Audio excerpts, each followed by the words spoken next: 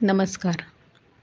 पुस्तकाचे नाव श्री स्वामी समर्थ वाडीतील तुळस. विचारधारा गुरुवर्य श्री स्वामी सखा म्हणजेच आत्ताचे श्री स्वामी सुमंताश्रमजी महाराज. संकलन कुमारी स्मिता पाटणकर आणि अभिवाचन सौ श्रद्धा सुनील कर्लेकर. चौथी मंजिरी. सद्गुरू नेहमी सांगत, येथे आपले काहीच नाही.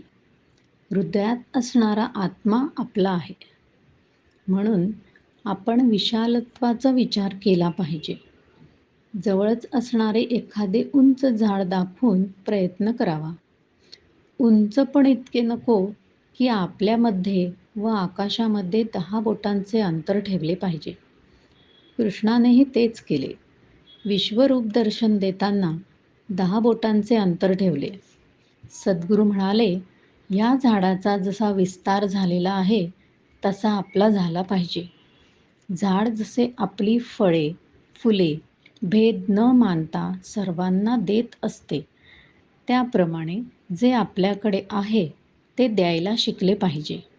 आपले शरीर आपल्याजवळ आहे, त्याचा उपयोग इतरांसाठी जेवढा करता येईल तेवढा करावा, त्यात काटकसर करू नका. जसे तान्हे मूल पाहिल्यावर मातेला पान्हा फुटतो व ती त्याला जवळ घेते, त्यालाच सृजनशील दातृत्व असे म्हणतात. आपले शरीर म्हणजे पंचमहाभूतांचे बनलेले आहे ते कसे, हे विचारताच ते म्हणाले, आप, तेज, वायू, पृथ्वी आणि आकाश ही पंचमहाभूते आहेत. त्याप्रमाणे शरीरात आकाश म्हणजे ब्रह्मांड, टाळू व डोक्याचा भाग, ज्यानुसार आपण आपल्या कृती करीत असतो. म्हणजे प्राणवायू आपल्या शरीरात खेळत असतो. म्हणूनच तो जीवात्मा असतो. शरीरात तेज असल्यानेच चेहऱ्यावर तेज दिसते, ज्यामुळे रूप निर्माण होते. बुद्धीचे तेज दिसू लागते. शरीरात 75% पाणी आहे, जे आपण उत्सर्जित करीत असतो.